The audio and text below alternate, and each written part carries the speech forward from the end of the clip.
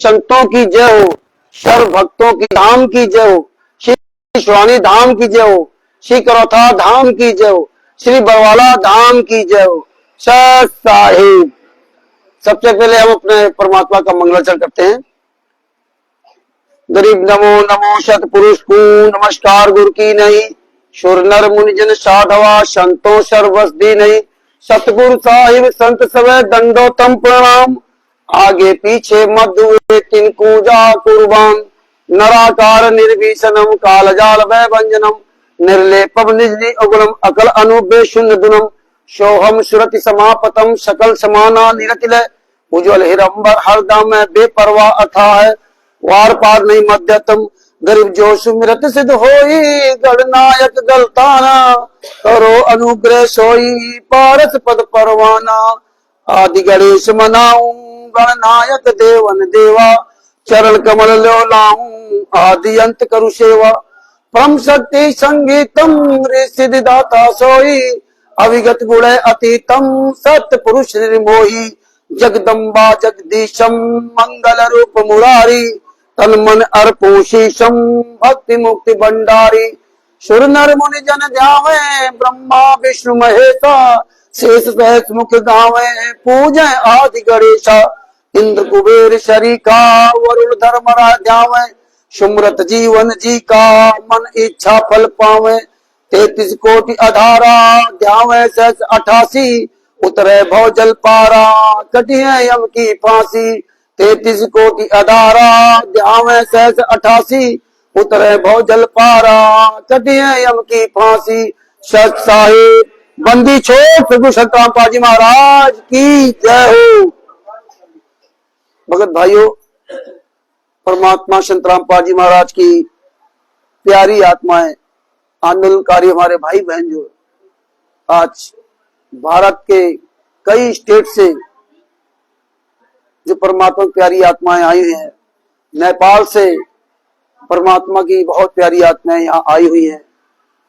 आज 13 अप्रैल 2025 बिहार के जिला पटना में दानापुर रेलवे स्टेशन से लगभग 20 किलोमीटर दूर रामपुर में, शहर रामपुर में तपस्या भगत जी के यहाँ परमात्मा ने आज हम आपको हुंकार आंदोलन का जो हुंकार थी, उस हुंकार में हमें आपको यहाँ इकट्ठा करने के लिए परमात्मा ने बड़ी दया करके 12-13 तारीख को हम लोग यहाँ पहुंचे।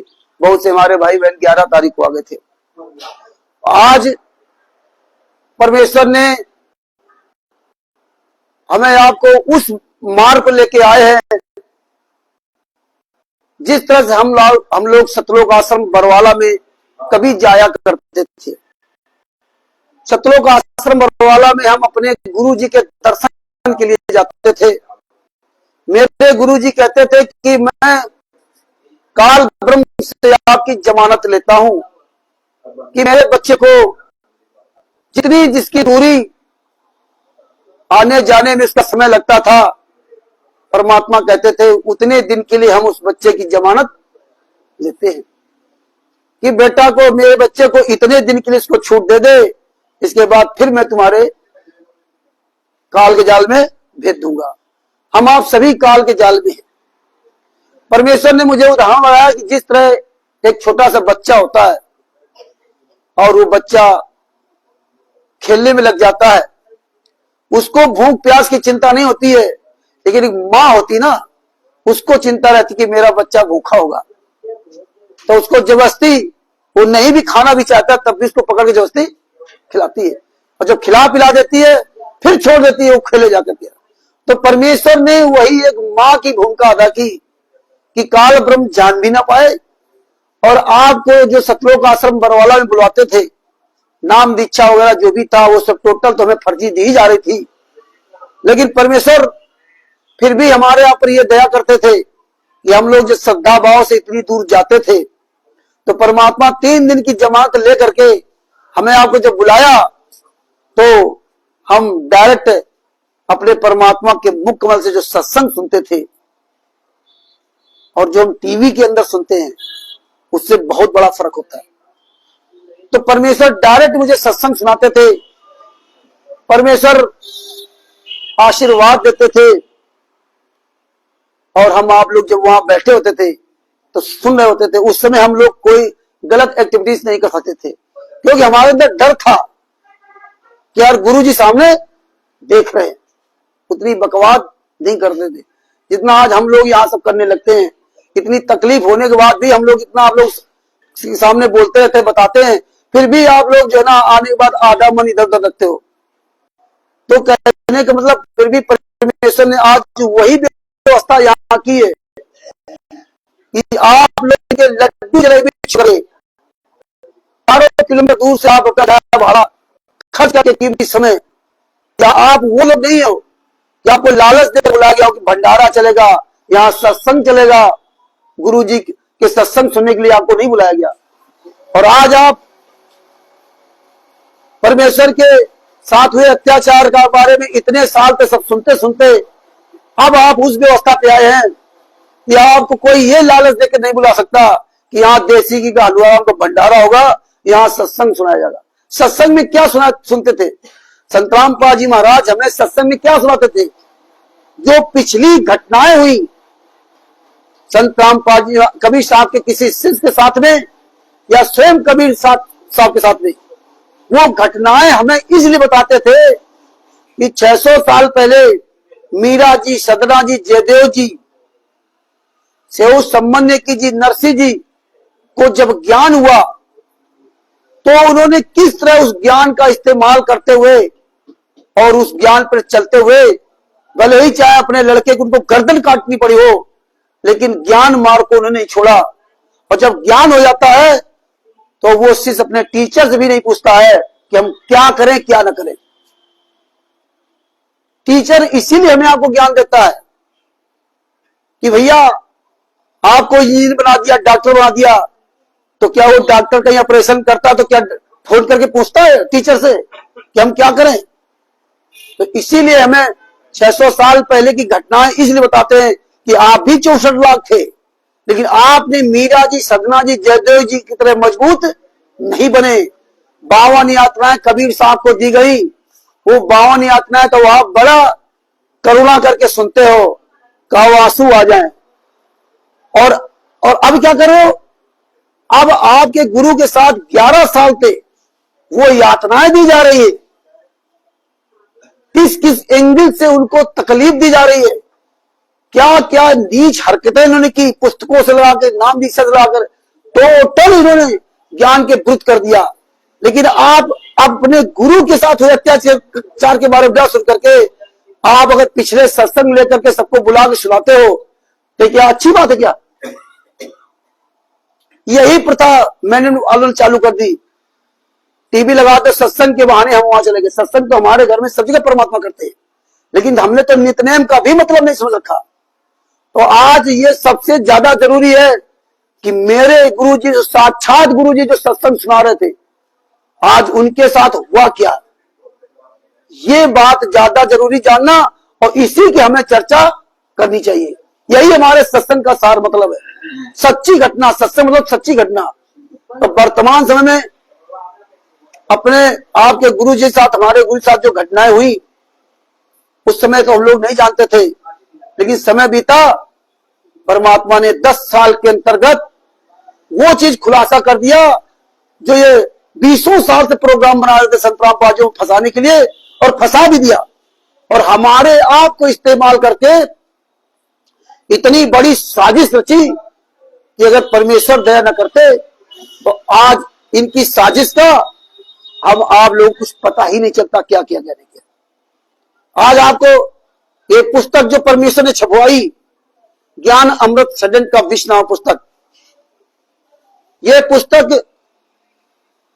पुस्तक इस बात का गवाही है कि संत रामपाल जी महाराज 2005-6 तक जब तक करोथा में रहे या उनकी मर्जी चली, तब तक जो भी पुस्तक ने छपवाई, भक्ति सौदागर का संदेश, परमेश्वर का सार संदेश और गहरी नजर गीता। गहरी नजर गीता 2 प्रकार की हो गई है, एक जो बरवाला मिलती थी वो अलग है, और जो परमात्मा ने 2006-5-6 में जो गहरी गीता थी वो अलग है। और अलग उसमें यह है कि उसमें ओरिजिनल पता पड़ा होता था, उसमें पता पड़ा होता था बंदी छोड़ भक्ति मुक्ति ट्रस्ट, और जींद का पता होता था, करौथा का पता होता था और दौलतपुर का होता था। जिस दिन से इन्होंने सतलोक आश्रम धनाना के बरवाला चालू किया, उस दिन से उन्होंने उन पुस्तकों को गायब कर दिया। जो पुस्तकें नहीं छापी उसमें कहीं किसी भी ट्रस्ट का नाम नहीं है, ना बंदी छोड़ भक्ति मुक्ति ट्रस्ट का, ना कबीर परमेश्वर भक्ति ट्रस्ट का, ना कहीं मुद्रक का नाम कौन छाप रहा है, ये सब कुछ इन्होंने गायब कर दिया। जबकि संत रामपाल जी महाराज ने विश्व के सारे धर्म ग्रंथों को, हमें आपको सबसे पहले ऊपर टाइटल दिखाया, ये देखो गीता प्रेस गोरखपुर के, गीता प्रेस गोरखपुर श्रीमद भगवत गीता है, और ये कहां से प्रकाशित है, खोला पन्ना यहां से प्रकाशित है, इस ट्रस्ट से है, गोविंद भवन कार्यालय, ये उसका संस्करण है। संस्करण की ये पहचान होती है कि आपने 2014 में पुस्तक क्या थी और 2020 में क्या है। अगर कोई परिवर्तन किया है तो हमारी पहचान हो जाती थी कि 2020 में इन्होंने परिवर्तन किया। इन्होंने संस्करण तक नहीं डाला, 2010 से लगा जो वर्तमान तक ज्ञान में चल रही है, इसमें कहीं भी इन्होंने संस्करण तक नहीं डाला। संत रामपाल जी महाराज सबका पूरा एक एक पता दिखाते थे कि जिसमें कहीं कोई ये न कह सके कि कहीं ये फर्जी पुस्तक नहीं। और फर्जी वो तभी होगी जब उसमें ट्रस्ट संस्था का कोई नाम नहीं, कहां छपती उसका कोई नाम नहीं, और वो व्यक्ति कौन है पूरा उसका एड्रेस नहीं, तो पुस्तक फर्जी है। संस्था का नाम इसलिए पड़ा होता है कि संस्था से आप रजिस्ट्रेशन जहां होगा, आप उसकी जो है ओरिजिनल कॉपी या वहां की नकल लेकर के पता कर सकते हो ये असली है। तो संत रामपाल जी महाराज जो काम किया था, असली काम करते थे। और 2008 से या 2010 से जब से ज्ञान का पुस्तक चालू किए, तब से वर्तमान समय तक जितनी पुस्तकें हैं सारी पुस्तकें फर्जी है, एक भी पुस्तक इनकी असली नहीं है। असली का मतलब नहीं कि वो ज्ञान भी सब पूरा टोटल गलत है, मिलावट की, लेकिन ट्रस्ट का नाम नहीं डाला, किसी का नाम नहीं डाला। अगर इस पुस्तक में ये परमात्मा ने जो बिहार के सीनियर एडवोकेट सत साहिब चैरिटेबल ट्रस्ट के जो प्रबंधक हैं, राष्ट्रीय प्रबंधक एवं जो सीनियर वकील परमात्मा ने उनके द्वारा पुस्तक लिखवाई, इसमें ये प्रमाण दिखाया कि देखिए इन्होंने बाकायदे अपनी रजिस्टर्ड संस्था बनाई, अपना पूरा नाम पता लिखा, पूरा नाम पता लिखा, और पूरी दुनिया में इस पुस्तक को भेजा जा रहा। ये ओरिजिनल पुस्तक है। इस पुस्तक के खिलाफ, इस पुस्तक को कोई माइकलाल लाइव आकर के अपने नाम पता से डाल करके इस पुस्तक को कोई जला नहीं सकता और इस पुस्तक को कोई फाड़ नहीं सकता, क्योंकि ये ओरिजिनल पुस्तक है। इनकी पुस्तकें भारत से लेकर नेपाल तक सब जगह आपने देखा होगा, नेपाल में भी काफी इनको मारा पीटा जा रहा है और पुस्तकें जलाई गई, और इंडिया में तो जली रही। यहां तक कि नेशनल चैनल पे फर्स्ट इंडिया न्यूज चैनल जो राजस्थान में प्रमोद सोलंकी जी, वीरेंद्र सोलंकी जी, उन्होंने इनको डिबेट के लिए बुलाया, नहीं आए। जब नहीं आए तो अंधश्रद्धा भक्ति खर्रा जान को उन्होंने लाइव नेशनल चैनल पर पुस्तक को फाड़ दिया। ये हम आप लोगों को या संत रामपाल जी महाराज के शिष्यों को एक बहुत नॉर्मल, एक छोटी सी बात लगती होगी, लेकिन आज तक आपने इतने चैनल देखे होंगे, हम आपकी इतनी बड़ी उम्र बीत गई, कभी आपने किसी राइटर की पुस्तक को किसी अन्य व्यक्ति के द्वारा आपने नेशनल चैनल पर फाड़ते हुए देखा क्या?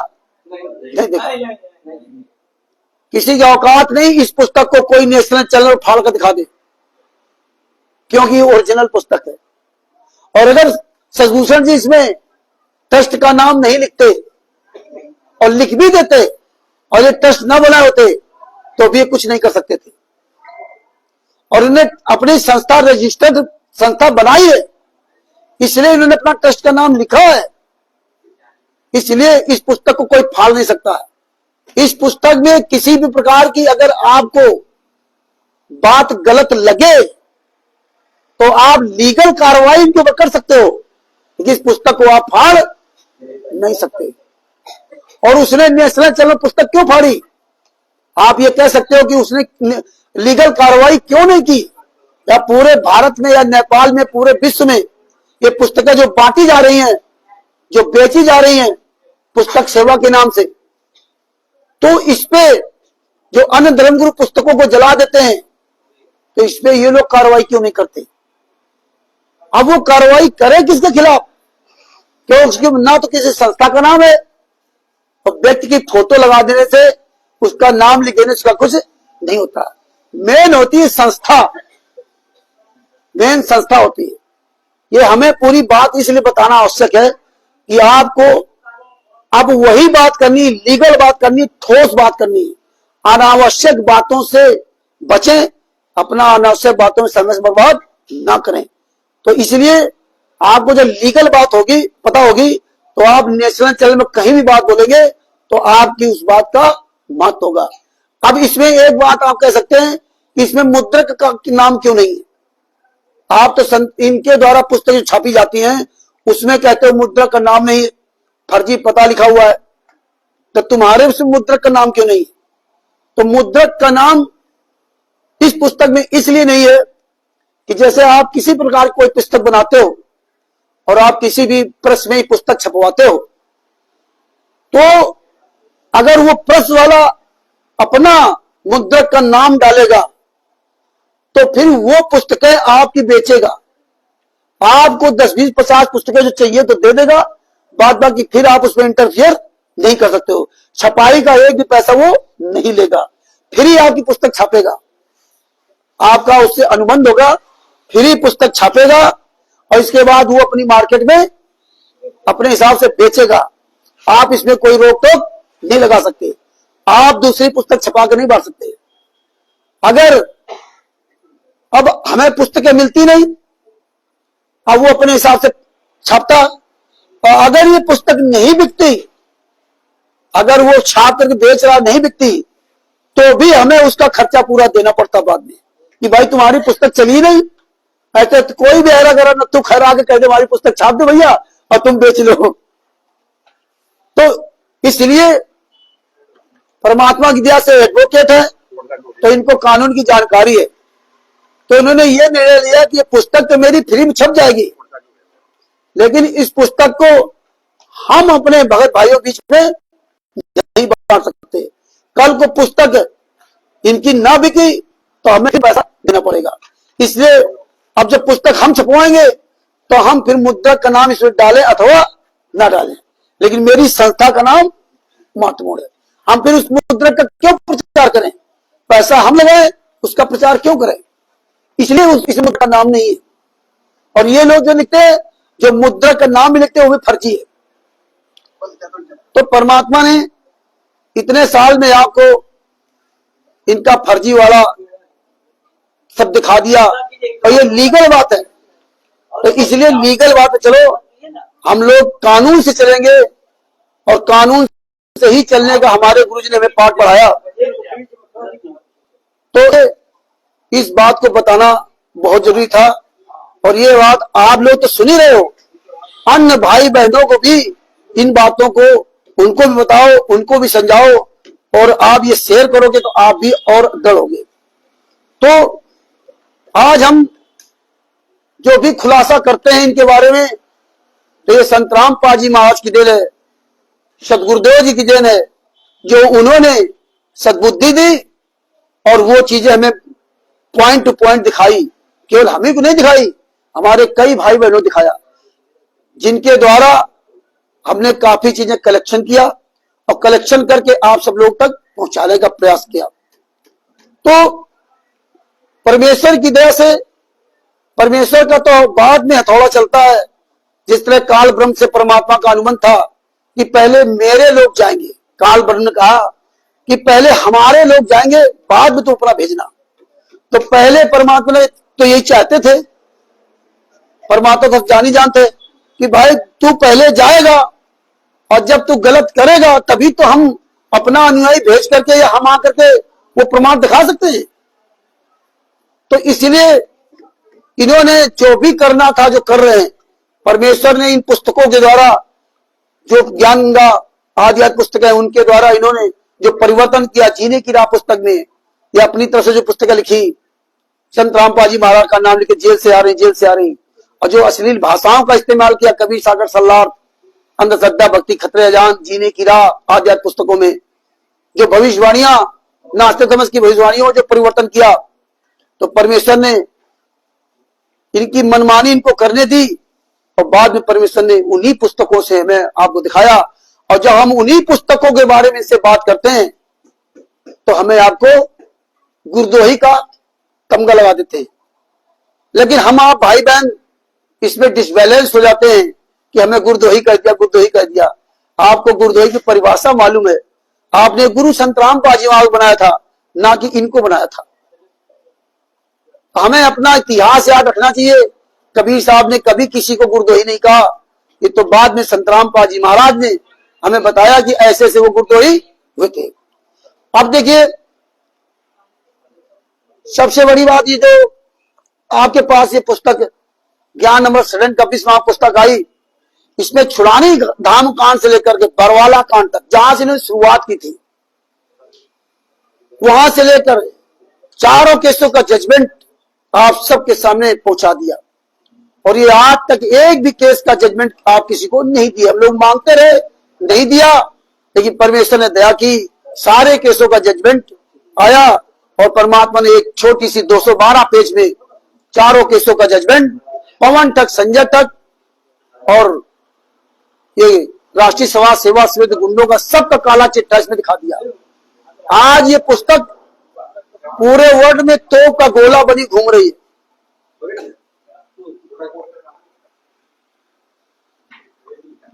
तो आज ये लोग क्या कहते हैं, इस पुस्तक को मत पढ़ना, इसको पुस्तक को देखा नहीं। हमारे गुरुजी ने क्या कहा था, सबका देखो। उन्होंने यहां तक कहा था कि जब तक ना देखे निज नैना तब तक ना माने गुरु के बहना। जब तक आप अपनी आंखों से सबूत ना देख लेना तब तक आप अपने गुरु की भी बात को स्वीकार मत करना। क्योंकि मेरे गुरुजी ने एक एक शब्द पर उंगली रख के बच्चे की तरह हमें इसीलिए पढ़ाया था कि कल को आप गलत सही का पहचान कर सकें। तो भगत भाइयों, ये पुस्तक जो है ना, आप सब लोग खूब अच्छी तरह से पढ़ें इस पुस्तक को, इसका खूब ढंग से प्रचार करें। आप ऐसे पुस्तक लेके अपने घर में आए दिन इसे फोटो खींच कर फेसबुक, सोशल मीडिया तो खूब वायरल करें। बच्चे हो तो उनको पकड़ा दो, बेटा पढ़ो, फोटो खींच के वायरल करो। जितना इसका प्रचार करोगे उतने ही लोग जागेंगे और ये पुस्तक पढ़ेंगे। और फिर किसी प्रकार कोई बात आपको समझ ना आए तो आप हमसे या सलूसर जी से आप जानकारी ले सकते हैं। और सबसे बड़ी बात देखिए, परमात्मा ने ऐसी दया की कि हम सब लोगों पर केस लगे होंगे किसी भी कभी न कभी, लेकिन आज पूरे वर्ल्ड में संत रामपाल जी महाराज के ऐसे केस हैं जो संत रामपाल जी महाराज का हर बच्चा जो पुस्तकें जिसके पहुंच के पढ़ रहा है वो हर बच्चा वकील बनता जा रहा है। नहीं, वकील साहब तो यहां बैठे हैं, जब से परमात्मा की शरण आए तब से इनके भी भाव बदल गए।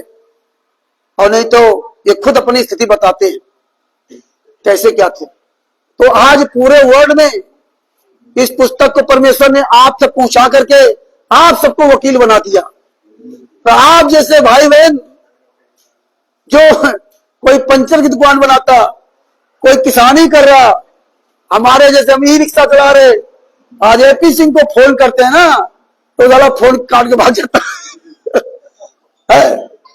तो ये देखिए, आपको लीगल बात करने की ये कितनी बड़ी ताकत है। और इलीगल चिल्लाते रहो उसका कोई फर्क है नहीं। तो ये परमेश्वर ने आप सबको फाइल लगाना सिखा दिया, जिस फाइल का केवल अधिकार वकील का था। यहां तक अगर मुकेश अंबानी भी वकील के पास जाते हैं तो उनके सामने वकील होता है। वकील मतलब ना तुम्हारे मुंह है ना कल है, जो हम बताएंगे वही सही है, तुम्हारी बात तो सुनेंगे। एक जज साहब का वीडियो देख रहा था, वकील साहब ने कुछ मतलब उनकी मौज ली या कुछ इस तरह कहा। काफी धक्का वकील जो होते ना तो जज की भी ऐसी तैसी कर देते हैं। तो जज ने एक बात कही, देखो जी आप दोनों वकीलों से दोनों पक्ष मिलते, आप दोनों लोग जानते हो कि क्या गलत सही रहा है, दोनों के बारे में जानते हो क्या गलत क्या सही, कौन झूठ कौन सच है, लेकिन बदनामी किसको झेलनी पड़ती है? जज को। जज ने गलत फैसला सुना दिया। दोनों वकील चाहे तो जो सालों केस चलता है वो 2-4 महीने में खत्म हो जाए। तो मुस्कुराते हुए जज ने बात कही तो दोनों वकील मुस्कुराने लगे। ये बात सही है। तो बहुत बड़ी दया परमात्मा की कि आपको ये पुस्तक पढ़ करके आप वो भी परमात्मा अपने जैसा बनाने प्रयास किया। कहते हैं सतगुरु जात भिरंग है और गुरु कर ले आप समान। यहां तक नहीं, गुरु तो अपने से बड़ा बना देता है। स्वामी राम देवानंद जी महाराज ने सतराम बाजी महाराज क्या कहा कि तेरे समान इस विश्व में कोई तेरे समान दूसरा कोई नहीं होगा, और आप इसमें सबसे बड़े, लेकिन अपने चेले को विश्व का सर्वश्रेष्ठ संत बना। और क्या कहा कि चिंता मत कर, मैं तेरे हमेशा साथ रहूंगा। आप बताइए, आज मेरा गुरु यात्रा तो सह रहा है, लेकिन उनके साथ कौन है? और हमारे आपके साथ कौन है? मैनेजमेंट आरएसएस, पवन या संजय। हमारे साथ गुरु नहीं है, क्योंकि हम अब फोटो की पूजा करने लगे। जीवित गुरु जेल में यात्रा से और हम फोटो की पूजा कर रहे हैं। गुरु ने कहा था जहां गुरु है वहीं जाने से लाभ मिलेगा।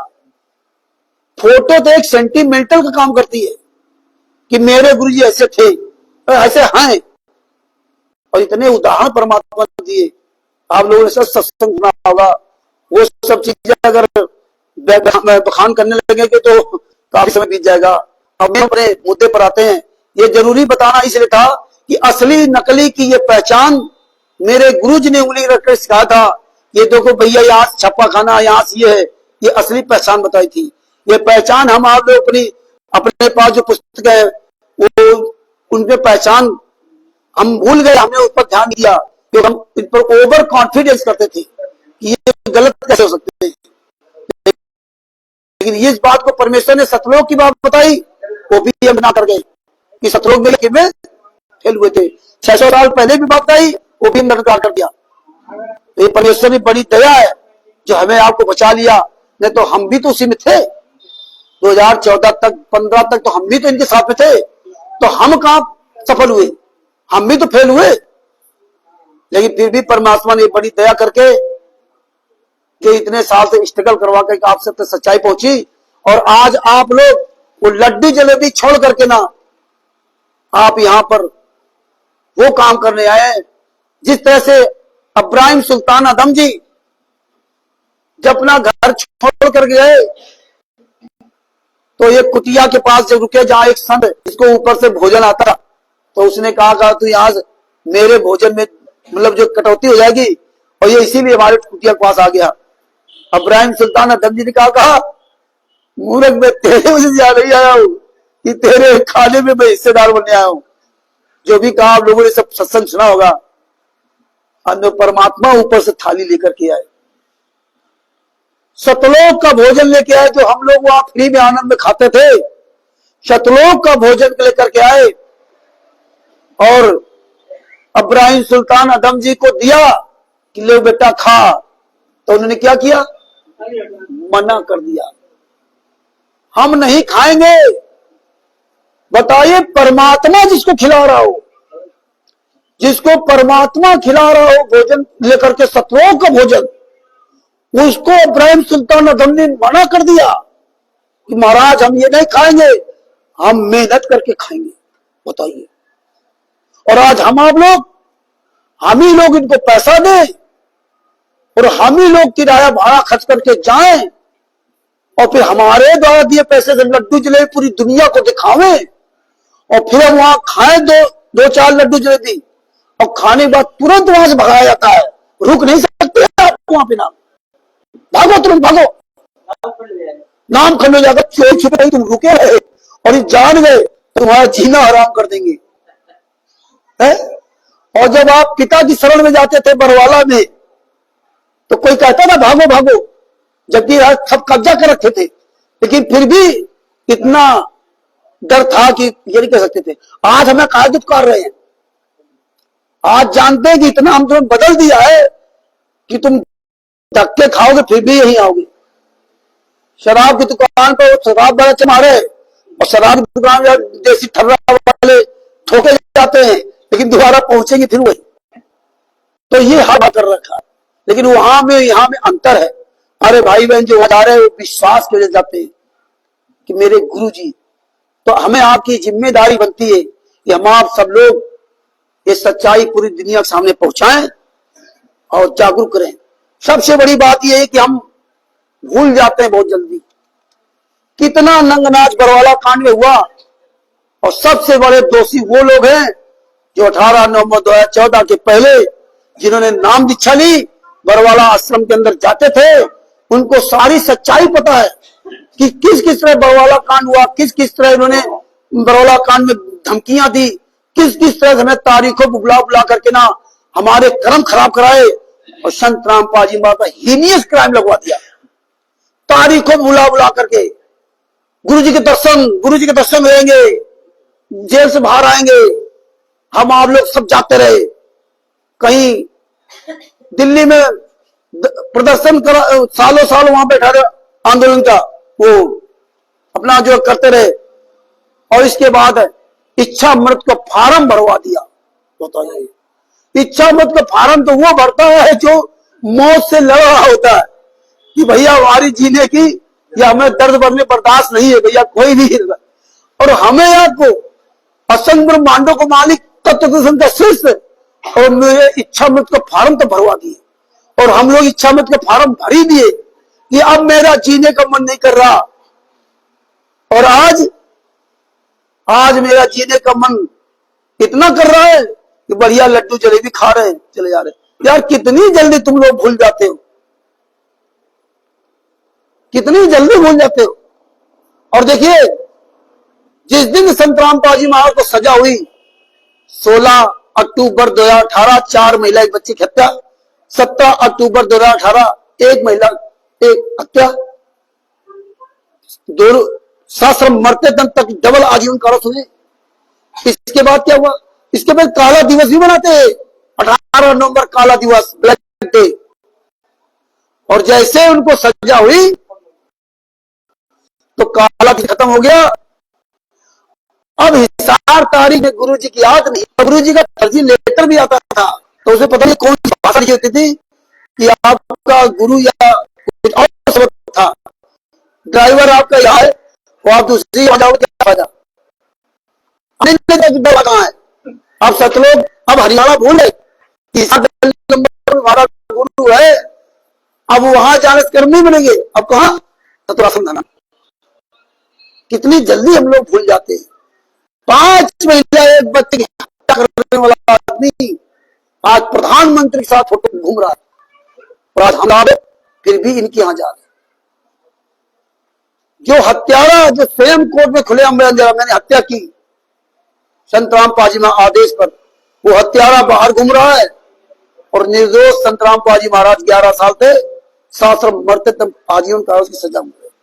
बरवाला कांड जब करवाया इन्होंने तो हमारे आपके बीच समाज में ये पुस्तकें बांटी गई भरत जज कुमार पर,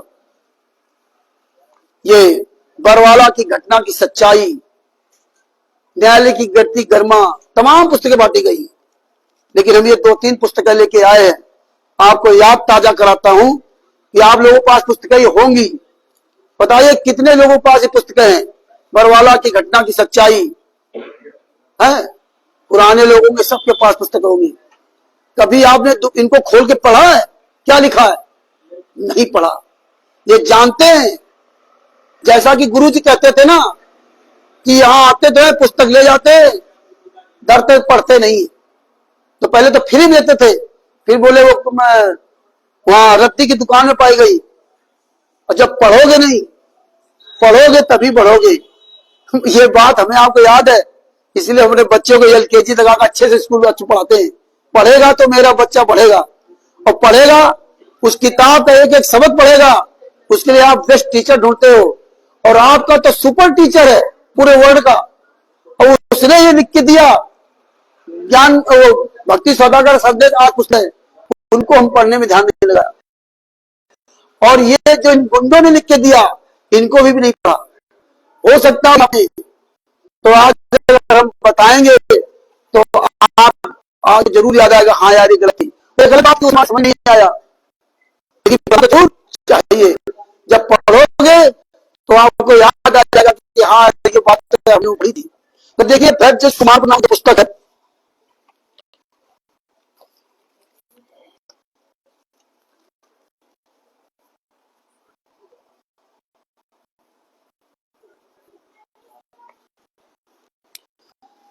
कल जो सप्ताह रहे थे, है ना, तो इन दोनों पुस्तकों को बताना चाहूंगा। जज कुमार अपना पुस्तक किसने लिखी? राष्ट्रीय सेवा के सर्व यह समिति पूर्ण रूप से धार्मिक तथा राजनीतिक गैर राजनीतिक संस्था है। इस पुस्तक संबंधी किसी प्रकार की जानकारी के लिए 3 नंबर दे दिए। गैर राजनीतिक संस्था है। तो इस पुस्तक के पेज नंबर 4 पे आपको लेके चलते हैं।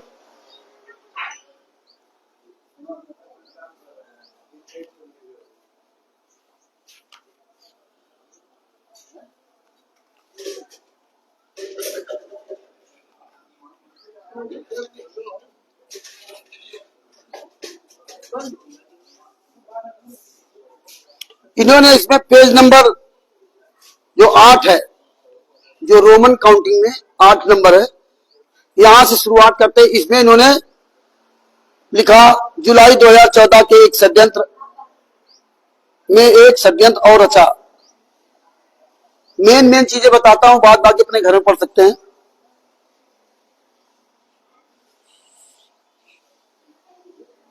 जज महोदय तो अपनी सुपारी पूरी करने के लिए कटिबद्ध थे, इसलिए विजय के 2 जमानतियों पर 1-1 लाख रुपए का जुर्माना कर दिया तथा संत रामपाल महाराज की स्थायी हाजिरी माफी कैंसिल करके सर्व भक्तों की झूठे मुकदमे में मुलजिम बना रखा।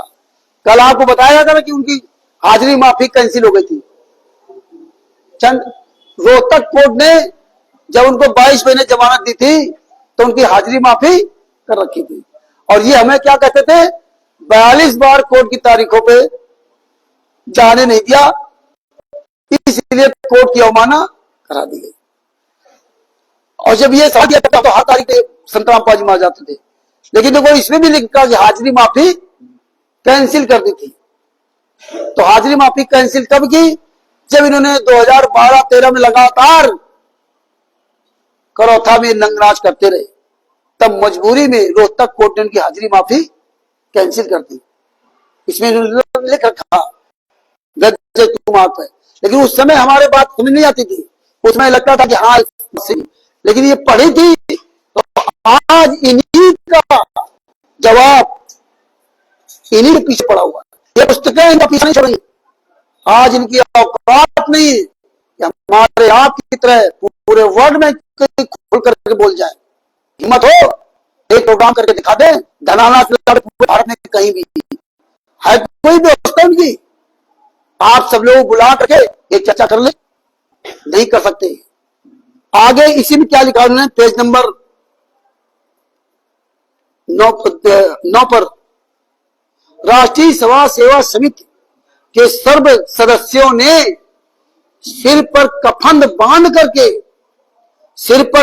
बांध करके कसम खाई थी कि यदि इस बार गैर कानूनी तरीके से गुरुदेव जी को जेल भेजा तो भूपेंद्र हुड्डा तथा उसकी पुलिस तथा जजों को दिन में तारे दिखाते। सिर्फ कफन और यह तो सबको दी गई। गूगल पे पुस्तक आपको भी मिल जाएगी। सिर पर कफन बांध कर गए थे को हम चलेंगे। और यहां कह रहे थे कि हम तारीफ पर तो गए थे और फिर भी देखो ये इसमें पुस्तकें लिखी, इसमें कोई राजनीतिक जो भी संस्था उसका कोई रजिस्ट्रेशन नहीं है। कौन भी लिखा है? राष्ट्रीय सभा सेवा समिति सब 10 लाख सदस्य। हमें आपको सदस्य बना दिया, और कहीं भी अगर आप पकड़े जाओ और कह देते कि मैं राष्ट्रीय सभा सेवा समिति का हूं, तो फिर से आपसे सवाल किया जाता कि आपकी संस्था कहां है, तो उल्टा आप ही फंसते।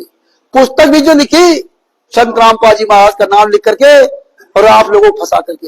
राष्ट्रीय सभा सेवा समिति का रजिस्टर्ड आदमी कौन है, लीगल आदमी कौन है, शशभूषण जी की तरह, या हम लोगों को सदस्य बनाया है तो इन्होंने वाकायदे लिखित में बनाया है। रामचंद्र को या सोबरन दास जी को या अन्य को प्रदेश अध्यक्ष या उपाध्यक्ष जो भी बनाया है, वाकायदे इन्होंने लिखित में बनाया, मोहर साइन सब कुछ मैं अधिकार दे रखा है। आज तक आपको किसी व्यक्ति ने दिखाया कि मैं कभी परमेश्वर भक्ति ट्रस्ट का सदस्य हूं या चेयरमैन हूं या किसी भी संस्था का चेयरमैन हूं, आज तक कभी इन्होंने बताया दिखाया नहीं। इनके जितने सदस्य हैं वो कभी बताया कि मैं सदस्य हूं इस संस्था में, नहीं बताया। टोटल फर्जी मार्ग हमारे आपके द्वारा चल रहा है, इसका कोई मुखिया ही नहीं है, बिना दूल्हे की बारात चल रही है। और हम आप लोग ऐसे बराती हैं जो तत्व संत के शिष्य हैं, जिनको तत्व ज्ञान है, और हम ऐसे बराती हैं। तो बताइए हमारे फिर बराती का हाल क्या है? इससे तो बढ़िया जगत वाला है जिसको यही नहीं पता है कि इसका दूल्हा कौन है। तो ये पुस्तकें जो पढ़ी, सिर पर कफन बांध कर गए थे, सर्वसंगत 14 जुलाई 2014 को रोहतक कोर्ट के सामने डंडे झंडे लेकर पहुंचने का निर्णय लिया। आप बताओ कौन कौन लोग गया था रोहतक में या हिसार में? आप गए थे ना, तो क्या आपको ये बताया गया था सिर पर कफन बांध के चल रहे हैं?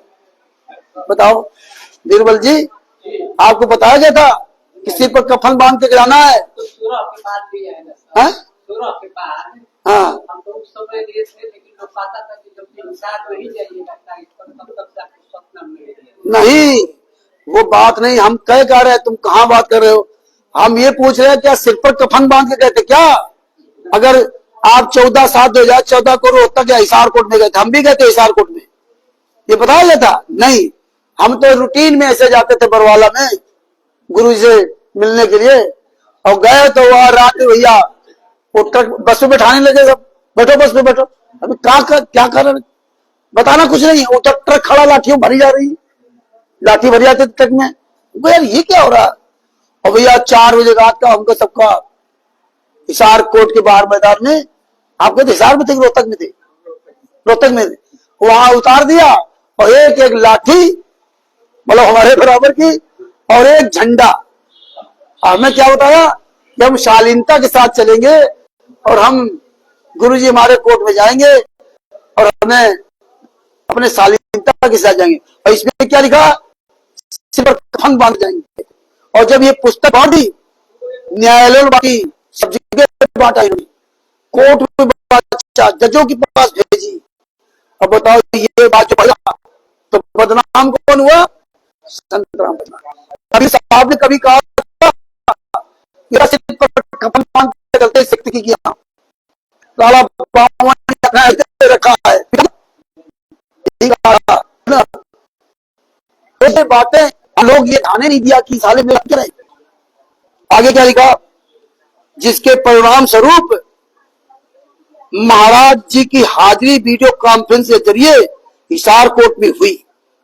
गुप्तचर विभाग को पता चला कि यदि जेल जाने के आदेश हुए तो कहर हो जाएगा, इसलिए जज को ऐसा ना करने को कहा, क्योंकि सर्वभ्रष्ट जज व अन्य मंत्री प्रशासन ऑनलाइन थे।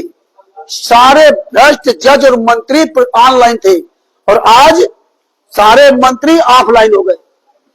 ऑफलाइन हो गए ना, सारे मंत्रियों के साथ इनकी फोटो खींच रही है, सारे मंत्रियों को इन्होंने बाप बना रखा भारतीय जनता पार्टी के है। तो आज इनका दोगलापन परमात्मा ने इनका हमारे आपके सामने ला दिया, और गुप्तचर विभाग ने बताया। तो ये इस तरह भड़काते थे कि जब पुस्तक लोग पढ़ेंगे तो गाली किसको देंगे? संत रामपाल जी महाराज और संत रामपाल जी महाराज के शिष्यों को। राष्ट्रीय सभा सेवा समिति कहाँ है पता नहीं, कौन सदस्य पता नहीं, आज तक कोई इनका मुखिया सामने नहीं आता कि सीना तान कह सके कि मैं राष्ट्रीय सभा सेवा समिति का हूं, रजिस्टर्ड या किसी भी ट्रस्ट संस्था का, कभी परमेश्वर भक्ति का, मुनीन्द्र धर्मा ट्रस्ट। तो ये बातें, ये पुस्तकें सुरक्षित रखना, और यही इनका मुंह तोड़ जवाब दे रही है। इसलिए अब ये जानते हैं कि ये जो आप लोग यहाँ आ रहे हो, हम लोग महीनों पहले से पूरे भारत में, पूरी दुनिया में डंके की चोट पर मैसेज डालते हैं कि वहां इस तरह सच्चाई बताई जाएगी। और आज ये नहीं कहीं सामने आ सकते और ना बोल सकते, ना यहाँ आएंगे, न पहले तो ये मारने पीटने के लिए पहुंच जाते थे। इसी तरह से तमाम इन बातें लिखी हैं, लेकिन मेन बात पर आते हैं। ये पुस्तक को पढ़ना चाहिए, आप सब लोगों की पुस्तक रखिए। कोई आवे तो ये पुस्तक, पहले पुस्तकें दिखा तो आएगा। और ये पुस्तकें इसीलिए हम आप लोगों से कहते हैं वीडियो बना डाला करो, कि वीडियो बना जब डालोगे, अपना नाम पता बताओगे अपने एरिया का, तो ये समझ जाएंगे फलाने एरिया का, तो ये जगह से निकलेंगे तभी। और वहां के जो भाई बहन हो, को नहीं पता है, तो वो भी तुम्हारा चेहरा देख करके उनके अंदर भी उनका आत्म मजबूत होगा। और बहुत से लोग होते यार, कोई बोलता नहीं, तो तुम तो आगे बोलो। वही हाल हो गया कि दूसरे खाट उससे नजर आया, बार वो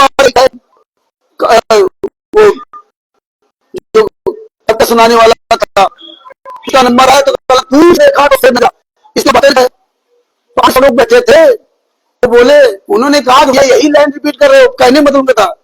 उन्होंने सबने कहा आगे बढ़ो, तो उसने कहा तुम ही बढ़ जाओ। तुम्हारी हिम्मत नहीं है, और उनका कह रहे कि आगे बढ़ जाओ। तो समस्या यही है कि किसी न किसी तो आगे बढ़ना पड़ेगा, है? बिल्ली के गले में घंटी किसी न किसी तो बांधनी पड़ेगी, एक को तो भगत शहीद होना ही पड़ेगा। आज हमारे गुरुजी सदियों से शहीद होते रहे, मतलब उनको कोई मार नहीं सकता, आप अन्यथा मत लेना, लेकिन कितना कष्ट उठाया, और किसने उनको साथ अत्याचार किया? उन्हीं के बच्चों ने। और आज भी देखो, रियल में जो उनकी पत्नी, बेटा बेटी, आज सबसे बड़ा अत्याचार उन्होंने किया, जो इतना जघन्य अपराध, इतना नीच अपराध एक जगत का व्यक्ति नहीं कर सकता। तो अब देखिए, धीरज कुमार नाव पुस्तक के पेज नंबर 4 पर क्या लिखा? राष्ट्रीय सभा सेवा समिति को जब इस पूरे प्रकरण के बारे में पता चला कि संत रामपाल दास जी, अब राष्ट्रीय सभा सेवा समिति है कौन? हम अब इलीगल तो बोल रहे हैं। राष्ट्रीय सभा सेवा समिति का प्रधान वीरेंद्र, प्रधान राम कुमार डाका, राज कपूर, राजेंद्र। अगर हम आप कहीं कोर्ट चले जाएं, ये राष्ट्रीय सभा सेवा समिति का प्रधान है, इसके खिलाफ FIR कर दो, तो उल्टा तुम ही फंस जाओगे। क्योंकि तुम साबित कैसे करोगे कि राष्ट्रीय सभा सेवा समिति का प्रधान है? अब आप कहोगे हमारे पास ये लिखित प्रमाण है, तो उसका कोई प्रमाण आपके पास नहीं। वो तो लिस्ट बना के दे दी, इतने सदस्य, इतने नाम, तो पता भी दे दिया, मोबाइल नंबर दे दिया, लेकिन जब तक उस संस्था का जो रजिस्टर्ड है वो रजिस्ट्रेशन ओरिजिनल नहीं है, तब आप ही उसके जिम्मेदार बन जाएंगे उसको सही गलत साबित करने के लिए। अगर आपने आरोप लगा दिया तो इन्होंने ऐसी साजिश रची है कि अगर आप धोखे से कोई इनके खिलाफ कोई कार्रवाई करेंगे तो उल्टा आप ही फंस जाओगे। इसलिए आपको हर तरह से हम लोग समझाने प्रयास करते हैं, जैसा कि संत रामपाल जी महाराज ने हम लोगों पर ये दया की है, वो आपको हर तरह से समझाने प्रयास करता हूं कि किसी न किसी तरह से आपके अंदर वो समझ आ जाए कि इनके चुंगल में लीगल प्रोसेस में ना फंसे। जो आप लोग तलाक से 2 शब्द कहते हो, दूसरे जी कोर्ट कब जाएंगे? हम आपके साथ तन मन धन से साथ में। पीताम्बर दास जी तुम्हारे यहाँ, ईश्वर दास जी, पीताम्बर दास जी हमारे एक वीडियो में लिखा यूट्यूब पर, ये तो बड़ा अच्छा काम कर रहे हो प्रचार प्रसार का, और हम आपके तन मन धन आपके साथ में हैं, और कोर्ट की कानूनी कार्रवाई करो। तुमने कहा आप करो ना, हम साथ चल रहे। अकल बताना बड़ी आसान बात है, चलना आसान नहीं। तो मैनेजमेंट ने कई चीजें ऐसी भ्रमित कर रखी है कि आदमी वही बातें बोलने लगता है। तो हम इसलिए कहा कि अगर आप FIR करोगे इनके खिलाफ तो आप ही को साबित करना पड़ जाएगा। यही संग्राम पाजी हुई तो उसमें जो नागेंद्र चौहान था, जिसने बरवाला आश्रम के अंदर कैमरे लगाए थे, बरवाला कांड की बात है,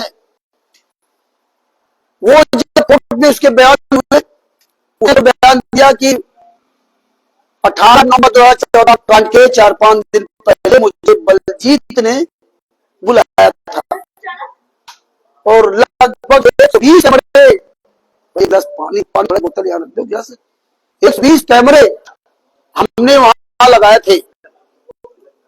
गिलास तो गिलास नहीं 120 कैमरे लगाए थे और 18 तारीख को 2 से 2:30 बजे के बीच में मैं निकला, मुझे पुलिस ने नहीं रोका।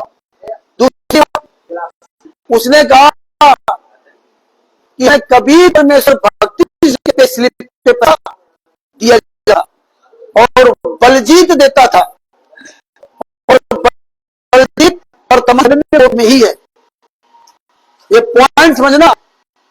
बलजीत में कोर्ट में वही साथ में था बलजीत, ये बात कहती कोर्ट में।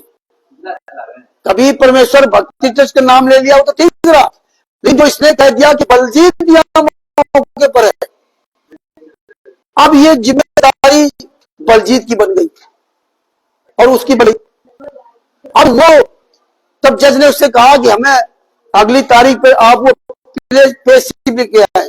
कभी परमेश्वर भक्ति ट्रस्ट में जो पैसे दिया जाता है वो पे स्लिप लेके, जब पे स्लिप लेके आएगा तभी तो कभी परमेश्वर भक्ति ट्रस्ट खुलासा होगा। तो दूसरी तारीख जब वो गया तो उसको इन्होंने समझा दिया और बता दिया वो पे स्लिप खो गई है, और नहीं तो वो अगर पैर रख लेता तो सब अंदर चले जाते, क्योंकि कभी परमेश्वर भक्ति ट्रस्ट फर्जी था। अब देखिए वहां तो उन्होंने परिचित नहीं दिया, लेकिन जब पवन ठग के खिलाफ उन्होंने केस किया हिसार कोर्ट में संत रामपाल जी महाराज की तरफ से कि संत रामपाल जी महाराज केस करा रहे, तो वहां पर उन्होंने पूरी कभी परमेश्वर भक्ति ट्रस्ट की डीड लगा दी, वहां पे पूरी डीड लगा दी। और जब डीड लगा दी तब हम लोग ई कोर्ट सर्विस के द्वारा ऐप के द्वारा वो डीड दूसरे जी से निकाले, तो यहां भी पूरी कभी परमेश्वर भक्ति लगा दी और वहां नागेंद्र चौहान से कभी परमेश्वर भक्ति से पर्चे की पे स्लिप नहीं दे दिया। क्यों नहीं दे दिया? क्यों कभी परमेश्वर भक्ति फर्जी साइन है तो और वहां पे वो देता, तो अब जब वो पर्ची देता बलजीत था, बलजीत साबित कर असली है नकली है। अब यहां इन्होंने फर्जी दे दी, अब ये जिम्मेदारी संभाल हो गई कि इनकी तरफ से वो डीड दी गई है। अब संत रामपाल जी महाराज को साबित करके दिखाया कि असली या नकली है, तो जिसका नाम कोर्ट में ले दिया गया उसी की जिम्मेदारी वहां बन जाती है। तो इसलिए मतलब ये कभी परमेश्वर भक्ति ट्रस्ट के बारे में जो बताया गया और राष्ट्रीय समाज सेवा समिति का जो बोले कि इसीलिए राष्ट्रीय समाज सेवा समिति का कोई इनका रजिस्ट्रेशन नहीं है, और आप अगर किसी खिलाफ इस तरह कोई कार्रवाई करेंगे तो उल्टा आप ही फंस जाएंगे। तो ये 2016 से आज 2025 चल रहा है, जो इतने साल तक परमेश्वर ने कंटिन्यू लगा रखा, सैकड़ों वकीलों से चर्चा की बात की है, वो सब निष्कर्ष आपके सामने आज बता रहा हूं। ये कोई इतनी आसान बात नहीं, सुनने में जरूर आपको आसान लगता है, लेकिन इतना आसान काम नहीं था जो इतनी बड़ी संस्था से लड़ करके इतने एविडेंस आप तक पहुंचाने के लिए तो परमेश्वर ने करवाया।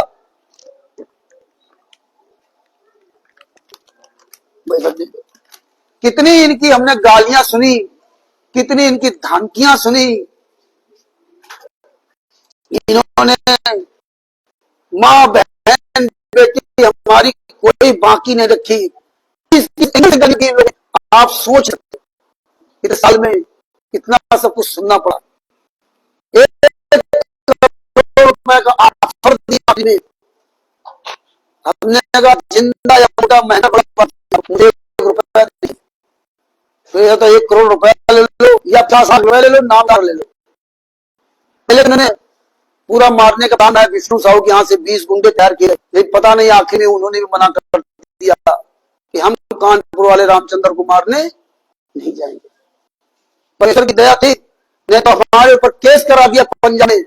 7 साल हमें केस लड़ना पड़ा पंजाब जाकर के, 7 साल। कभी हर महीने तारीख पे जाना हुआ, 3 दिन लगता था, लगभग 1900 किलोमीटर ना जाना है पंजाब का। मैं ही रिक्शा चलाता हूँ, किस तरह हम अपने बच्चों को पालते होंगे, किस तरह हम तारीख करते होंगे। अब तो इसलिए आपको बताऊं, कम से कम आप लोग कुछ बनो। हम इसलिए नहीं बताता हूं कि हम आपको, हमारे ऊपर आप इमोशनल, आप जो है प्रभावित हो, ये नहीं, आप लोग भी दर्द हो। बहुत सी बातें अगर आपको बता दूंगा तो आप सोच नहीं सकते कि इतने बड़े संस्था से लड़ना कितना मुश्किल काम था। जिसके साथ शत्रु हो उसके लिए कोई भी बड़ा से बड़ा काम मुश्किल काम नहीं होता है। तो क्या हुआ आगे, यहाँ पर स्पष्ट करना चाहिए, पेज नंबर 4 पे ब्रज जज कुमार, यहाँ पर मैं स्पष्ट करना चाहिए, इस प्रदर्शन का निर्णय राष्ट्रीय सभा सेवा समिति के सर्व 10 लाख सदस्यों ने सर्वसम्मत से लिया था। बताइए, जो ये पुस्तक पढ़ेगा वो क्या कहेगा, राष्ट्रीय सभा सेवा समिति कहीं धरातल में है नहीं, केवल हवा में चल रही है। और सर्व 10 लाख सदस्यों ने निर्णय लिया, और ये पुस्तक हमारे आपके पास है भी, और हमसे कहा गया कि नहीं हमें तो शालीनता के साथ वहां जाना है, और इसमें ये लिखा गया, और ये पुस्तक भी आपके पास है। अगर ये पुस्तक आप कोई पढ़ेगा तो तुम्ही को दोगला साबित कर देगा, दोगली बात कर रहा है। ये तो कह रहा तुम्हें तो शालीनता के साथ वहां गया था, और ये खुद इसमें लिखा कि हम जो है सर्वसम्मत से निर्णय लिया था। ना तो संत रामपाल जी को इस प्रदर्शन की जानकारी थी, तो ना उनकी ओर से रोका गया हिसाब कोर्ट आने को कहा गया था। अब बताइए, संत रामपाल जी महाराज से जानकारी ही नहीं, और रोहतक हिसार कोर्ट में हमें आपको बुला लिया गया, लाखों लोगों को। और बुला लिया, छोड़ दो, काले कमांडो तो पहले तैयारी कर रखे थे, पूरी तैयारी पहले थी। ब्लैक कैट कमांडो पूरा हाईजैक कर लिया, यही रोड में किया होगा, हाईजैक कर लिया, झंडे गाड़ियां लहरा रही, पूरा रोड जाम, सब कोई इधर नहीं जाता, हम लोग हजारों लोग वहां हाईजैक कर लिया। ये तो कमांडो मांडो तो आपने बहुत पहले बना दिए थे ना, तो कितनी बड़ी इनकी साजिश थी पहले से ना। और संत रामपाल जी महाराज को इसकी जानकारी नहीं थी, और ना उन पर आया गया।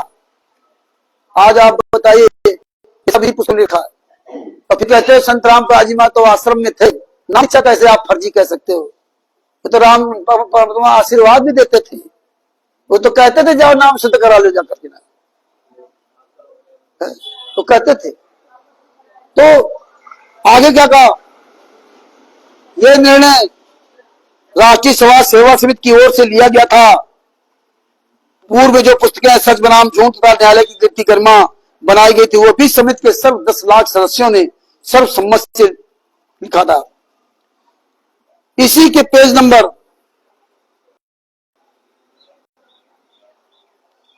राष्ट्रीय सभा सेवा समिति में संत रामदास जी के महाराज के सेवक भी सदस्य हैं, तथा सामान्य जनता जन भी सदस्य है। ये समिति सम विचार वाले व्यक्तियों का संगठन है, और भ्रष्टाचार अन्याय ये दुनिया की बातें सुनने में अच्छी लगी उसने लिख रखा। इसी पेज नंबर 5 पर सबसे नीचे पैराग्राफ क्या लिखा, यहां पर यह स्पष्ट करना चाहेंगे कि दिनांक 14/7/2014 को सर्वसर पर कफन बांध कर गए थे। यदि सेशन जज नालायकी कर देता तो उस दिन कई हजार सदस्यों का बलिदान होना था। कितना बड़ा इन्होंने इसमें सब पूरा ये लक्ष्य था, तो बताया हमें क्या गया था, बलिदान होना था, सबको गिरफ्तार करना तो दूर की बात है, यदि उंगली कर दी जाती तो कई हजार सदस्य कुर्बानी देने के लिए टूट पड़े, और हम बजाता हम किसी को मारेंगे नहीं, परंतु स्वयं मरने से पीछे नहीं हटेंगे। मतलब कोहराम बजाता उंगली कर जाते, मतलब पूरी तैयारी थी। अगर जरा सा भी कोई अगर कोर्ट ने एक्शन लिया तो हम केवल बारूद के ढेर पर सब बारूद तो पूरी इकट्ठा कर रखी थी, हमारे बारूद थे वहां पे, केवल माचिस तीली चिंगारी लगानी थी कि टूट पड़ो। हम लोग तो गूंगे अंधे बहरे टूट पड़ते भी। अब तो कुछ गर्मी शांत हुई भक्तों की, जा करे चाहे जितना पैसे वाला जितना हो, एक दिन तो खत्म हो गए। जब आज मिलेगा अनावश्यक जगह थकेगा थकेगा ना। नहीं तो यही भगत जब पवन कुमार यादव को मारा था इन लोगों ने जयपुर में जाकर घर पे, उसी के बाद पवन हमारा प्रोग्राम था वहां ग्वालियर, जो उसने प्रोग्राम रखा था ग्वालियर में। हम लोग प्रोग्राम किया गोहद में, 2 दिन प्रोग्राम वहां किए। वहां ये गुंडे चढ़ करके आए थे उनके यहाँ, बड़ा वहां पर बात हुआ। रामदास संचालक उसमें बहुत ये बढ़े हुए थे, बहुत झगड़ा विवाद हुआ। एक हम कमजोर आदमी क्या होते थे, ये लोग मारपीट करते थे। पहली बार जब हम लोगों ने सच्चाई में और इसकी आवाज उठाना 2016 का, तो संजय जो इस समय अपना हिमाचल प्रदेश में अपना बना रखा है, तो लंबी कहानी पता चला। पता चलने के बाद संजय से कनेक्शन बात किया। संजय ने मुझे की फाइल भेजी थी, उसमें फाइल ये थी पैन कार्ड आधार कार्ड सब फाइल थी, ये सब फाइल नहीं थी 2016 में। वो फाइल हमने पढ़ी, हम और गुप्ता जी पढ़े बाद उस फाइल को हमने बहुत प्रचार किया अपने कानपुर के आसपास कई जिलों में जाकर के ना, क्योंकि उस समय हम लोग जो ना कई जिलों में सब आसपास जाते थे, हम थे और गुप्ता जी, और काफी भगत सच्चाई के साथ में थे। तो जैसे आप सब लोग ऐसे मीटिंग होती थी, और मीटिंग होने के बाद जैसे आपने प्रोग्राम रखा तो आपसे कह दिया कि भगत जी ऐसा करो, 110 पन्नों की थी और वो उसमें सब 250 या 300 रुपए की पूरी निकली थी, लेकिन तो हम घटे दर 50 रुपए की कॉपी बनवाई।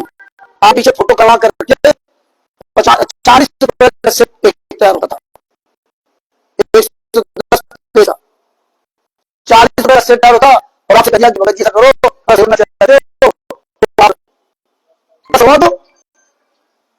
तो बोले ठीक है जी, 10 छपवा दो। तो हम लोग 10 सेट यहाँ से छपवा के ले जाते, और 100-150 आदमी तो सबको थे। तो ये कहते थे भैया आप जिस क्षेत्र हो, आप एक सेट आप ले लो, आप ले लो, आप लोग फोटो कॉपी करवा लो। इस तरह हम लोग बहुत प्रचार किया, बहुत पुस्तकें भेजी। तो जब ये जानकारी प्रचार सब हो गया, तब संजय को फिर बुलवाया हमने। तो वो शाम मीटिंग शताब्दी से आया, हम लोग लेने गए अपनी गाड़ी से, किसी को भनक नहीं लगने दिया। एक मेरे साथ का था व्यक्ति, वो जो है अपना वो जो है अपना माहिलगिरी चमचा यहाँ करता रहा, लेकिन मुझे नहीं पता।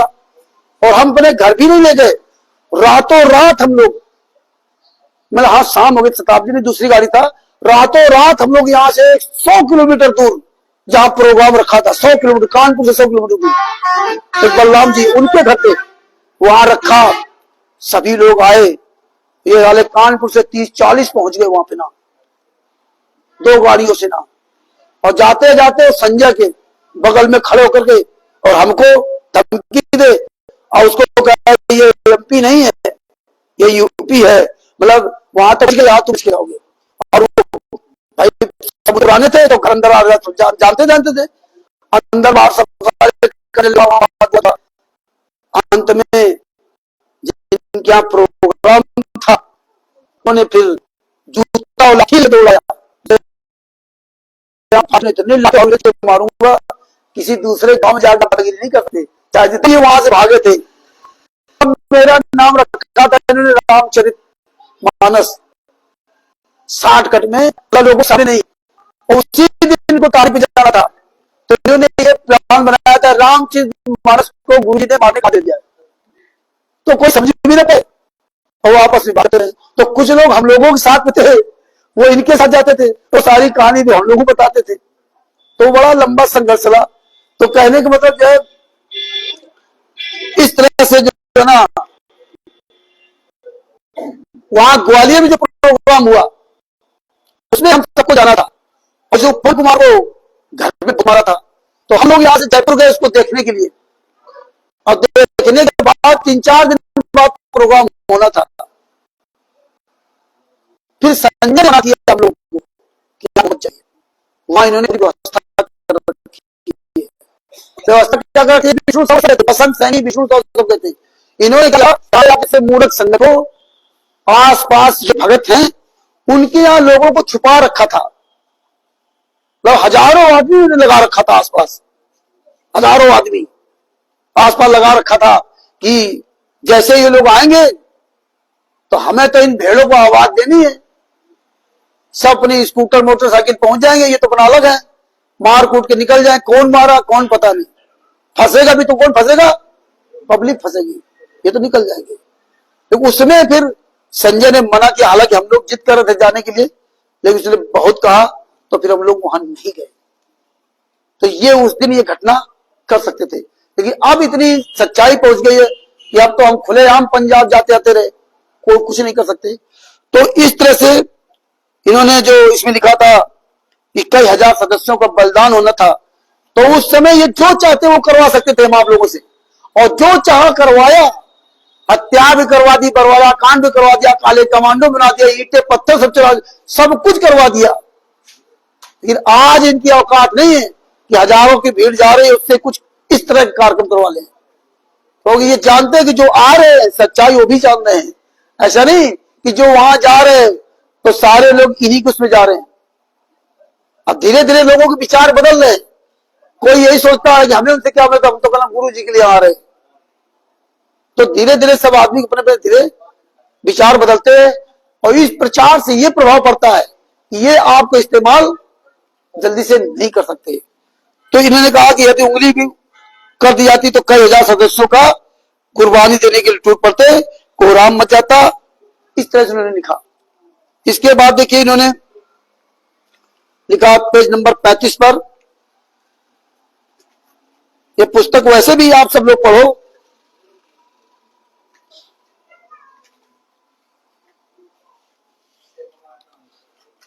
इसमें लिखा सबसे नीचे पेज नंबर 35 पर, हमारे सदगुरुदेव रामपाल दास जी के लगभग 15 लाख अनुयायी हैं। जब गुरुदेव जी झूठे मुकदमों के कारण कोर्ट में पेशी पर जाते हैं तो लाखों श्रद्धालु मना करने के पश्चात भी श्रद्धावश दर्शनार्थ कोर्ट के आसपास इकट्ठे हो जाते हैं। बताइए आज तक आपको मना किया क्या कि तारीख को मत जाओ? बुलाया ना, गुरुजी बुला रहे, लेटर आते रहे, तारीख भी नहीं जाओगे, हाजिरी नहीं लगेगी, नाम शुद्ध हो जाएगा या सतनाम मिल जाएगा, इतनी हाजिरी लगाओ तो ये हो जाएगा। और पुस्तक में क्या लिख रहे हैं? मना करने के पश्चात भी अपने आप श्रद्धा बस वहां पहुंच जाते थे। अब ये श्रद्धालु कहां मर गए जाकर के, अब कहां श्रद्धा चली गई? तुम हराम जादो जो ये दोगलागिरी इसमें किया है, हम तो भोले थे, हम तो गुरु के नाम से वहां जाते थे, अब तुम्हारी औकात तो करो प्रोग्राम, यही पुस्तक तुम्हारे गले की हड्डी है, आज तुम्हारी औकात नहीं है। जिस दिन तुम ये प्रोग्राम कर दोगे ना, जितने हजारों लाखों भाई बहन तुम्हारे पास जा रहे, और जब ये पुस्तक का प्रभाव देखेंगे तो वहीं पर तुम्हारे ऊपर ही जूता चलाएंगे। इसलिए तुम्हारी औकात नहीं है कि तुम अब खुल करके सामने आ जाओ। तो इस तरह से उन्होंने इस ब्रजराज कुमार बनाव ने लिख करके हम ही आपको बदनाम करते रहे। इसी तरह ये बरवाला की घटना की सच्चाई पुस्तक, ये भी आप लोगों के पास होगी, ना हो तो गूगल पे डाउनलोड कर लेना, और आप सब लोगों की ये पुस्तक निकाल कर रखना चाहिए अपने पास।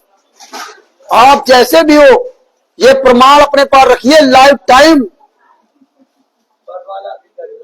बरवाला की घटना की सच्चाई, ब्रजराज कुमार पर न्यायालय की गरिमा, ये पुस्तकें आपके पास नहीं होंगी बिना हथियार के। क्या हो गया?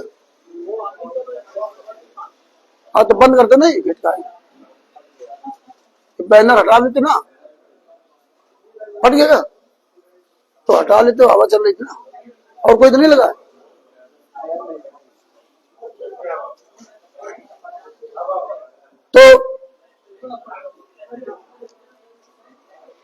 चलो छोड़ो उसको, फिर बंद करो नहीं। अरे वहां छोड़ो, इधर जो कर रहे हैं उनको करने दो। तो भगत भाइयों, ये जो बरवाला की घटना की सच्चाई नाम पुस्तक है, ये भी कई कलर में इन्होंने निकाली। इस बरवाला की घटना की सच्चाई नाम पुस्तक में इन्होंने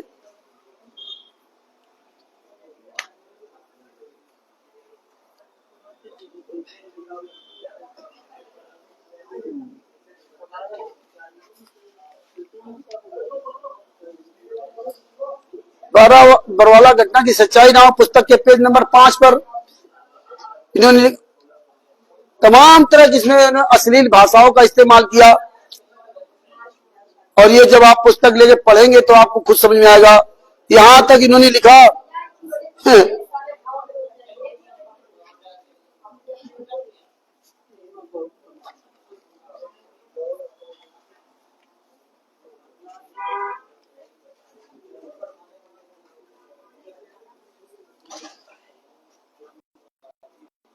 पुलिस ने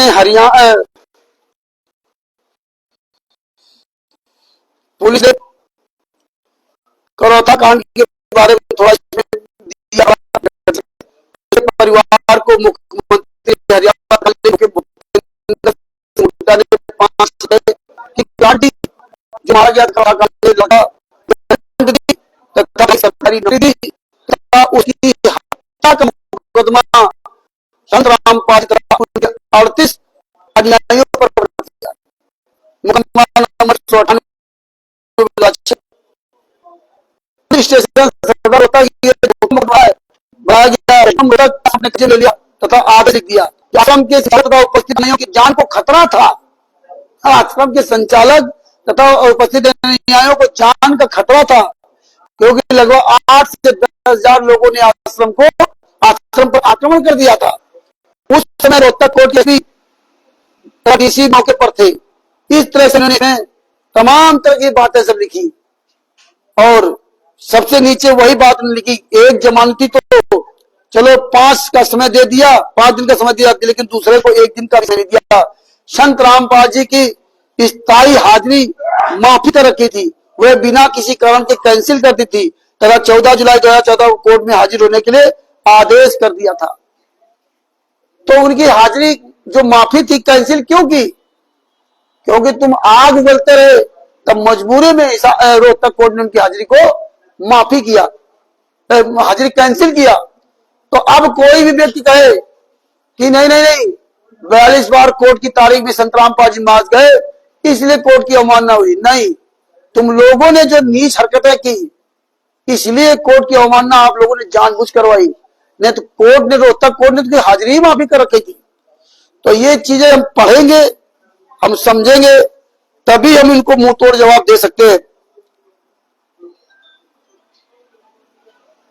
और देखिए इसने कितनी अच्छी बात लिखी है, आप लोग कितने बड़े दोषी हो, आपको लिखित में कितना बड़ा दोषी बनाया। पेज नंबर 9 पे क्या लिखा, विचार करें, पहले तो पुलिस झूठे केस सरकार के दबाव से बनाती है, आशा थी कि कोर्ट में न्याय मिलेगा। अब जज भी झूठा मुकदमा बनाकर गरीब असहाय जनता को प्रताड़ित करने लगे।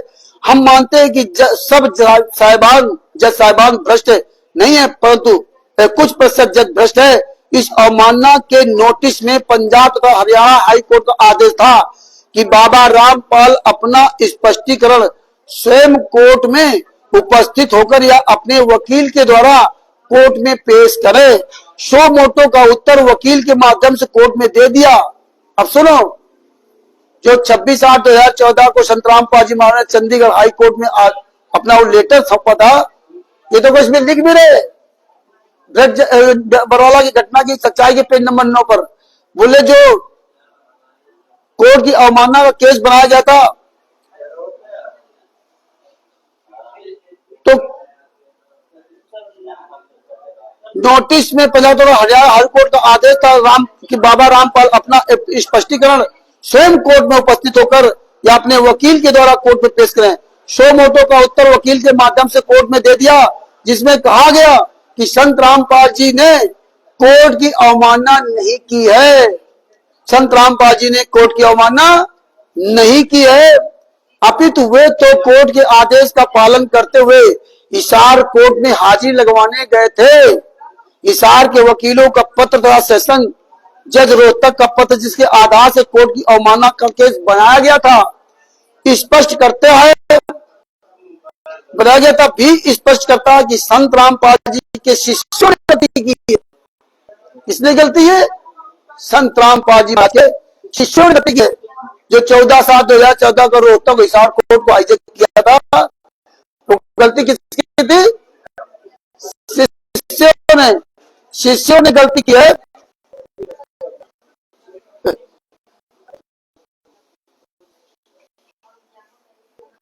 शिष्यों ने गलती की है, ऐसे में दोष नहीं। इसमें संतान बाजी अपना दोषी बना दिया और बुलाया किसने? इन लोगों ने। ये कितना शातिर दिमाग था इनका कि ऐसा गोल गोल घुमाया कि ये पुस्तक को पढ़ने वाला आदमी आगा पीछा समझ ही नहीं सकता। लेकिन वक्त का ऐसा चक्रा, आज परमात्मा ने उस सारी बातें ये जब पहले से पढ़ी हुई है, ये सारे सब निशान लगे हुए हैं सब, और ये पहले अगर ना पढ़ी होती तो आज आपको कैसे बता पाते। इसलिए पुस्तकों को रखना और पढ़ना बहुत जरूरी है। इसके द्वारा जो भी पुस्तक कहीं बांटी जा रही हो, ये पुस्तक जरूर अपने पास रखो, पता नहीं वो पुस्तक कहां किस काम आ जाए। इसके बाद क्या लिखा? शिष्यों ने गलती की है, ऐसे में संत रामपाल जी का कोई दोष नहीं है। हिसार कोर्ट में जो सुरक्षा के लिए काले वस्त्र पहनकर गए, वो रांची सभा सेवा समिति के सदस्य जिसके संचालक मास्टर राम कुमार ढाका है तथा हरियाणा हाईकोर्ट ने मास्टर राम कुमार ढाका को नोटिस भेजा। उसका उत्तर में जब संत रामपाल जी महाराज ने राष्ट्रीय सभा सेवा राम कुमार ढाका के खिलाफ चंडीगढ़ हाईकोर्ट में लेटर दिया, जो कि देखो यहाँ ये लिखा भी है कोई लेटर के बारे में, तो राष्ट्रीय सभा सेवा हिसार पर सुरक्षा के लिए वस्त्र पहनकर हुए राष्ट्रीय सभा सेवा समिति के सदस्य थे जिनके संचालक राम कुमार ढाका है। पंजाब तथा हरियाणा हाई कोर्ट के मास्टर राम कुमार ढाका को नोटिस भेजा। उसका उत्तर भी मास्टर राम कुमार ढाका ने स्वयं कोर्ट में उपस्थित होकर पेश किया। लिखा कि हिसार कोर्ट ने जो कुछ भी किया वह राष्ट्रीय सभा सेवा समिति के सदस्य मीटिंग करके लेकर सर्व किया है, फिर भी हमने ऐसा कार्य नहीं किया जिससे माननीय न्यायालय की अवमानना हुई है या कोर्ट के कार्य में बाधा पहुंची है। राष्ट्रीय सभा सेवा समिति के अधिकतर सदस्य संत रामपाल जी के शिष्य हैं। संत रामपाल जी ने किसी को नहीं बुलाया था, इच्छा से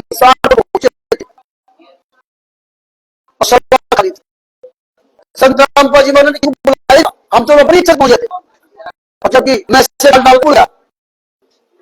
इस तरह से इन्होंने दोगलागिरी बातें लिखकर तो है इन्होंने किया। अब कोर्ट ने क्या कहा? इसी में नीचे पैराग्राफ में कोर्ट ने क्या कहा? हिसार पुलिस ने स्वयं रोड पर रोका था और खाली आदेश पारित किया कि 5 नवंबर 2014 को संत रामपाल दास, माननीय राम कुमार ढाका, राष्ट्रीय सभा सेवा सदस्य, राष्ट्रीय सभा सेवा समिति की कार्यकारिणी के कार्यकर्ता सदस्य तथा डॉक्टर ओम प्रकाश हुड्डा कोर्ट दिनांक 14/7/2014 को हिसार गए थे। उनका नाम व पूरा पता एक सप्ताह के अंदर तथा पंजाब हरियाणा हाई कोर्ट में जमा कराएं। दिनांक 24/9/2014 के आदेश में कहा कि कोर्ट में जो अवमानना की है वो बाबा रामपाल के अनुयायी थे। यदि रामपाल उनको मना करता तो हिसार नहीं जाते, इसलिए बाबा रामपाल दोषी है।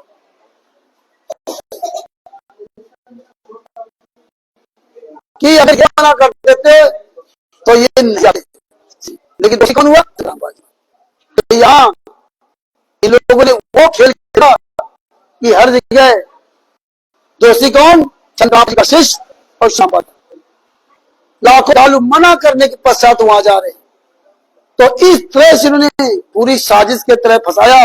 और ये पुस्तकें हम आप सब लोग अपने घर पर रखे हुए, तो ये पढ़ना चाहिए, इनको रखना चाहिए। इसी वजह से आज हम इनको मुंह तोड़ जवाब दे सकते हैं। तो भगत भाइयों, ऐसे बातें तो बहुत हैं। परमात्मा की दया से शशिभूषण जी अब आपको लीगल प्रोसेस के बारे में बताइए। अपनी बात को मैं यहीं पर समापन करता हूँ। सच साहिब बंदी छोड़ तो कुसुम रामपाल जी महाराज की जय हो। इसलिए ये ज्ञान अमृत एवं षड्यंत्र का 20 नाम पुस्तक आप पढ़िए, जागरूक बनिए। इन सारी पुस्तकों को आपको रखना पड़ेगा। ज्ञान का पुस्तक, जीने की राह पुस्तक, ये सब पुस्तकें आपको रखनी पड़ेंगी। और पुस्तकों में जो कई प्रकार की पुस्तकें छाप करके उसमें कई चीजें मिलावट की या बदलाव किया है, उसके आधार पर तो भगत भाई जागरूक बनो। परमेश्वर की ऐसी दया रहेगी, परमात्मा जैसे हम लोग इसी तरह से ज्ञान करेंगे, ज्ञापन देंगे। यदि परमात्मा इसी तरह हम आप लोगों को ट्रेन करेंगे, तो इसलिए आप लोग जब भी समय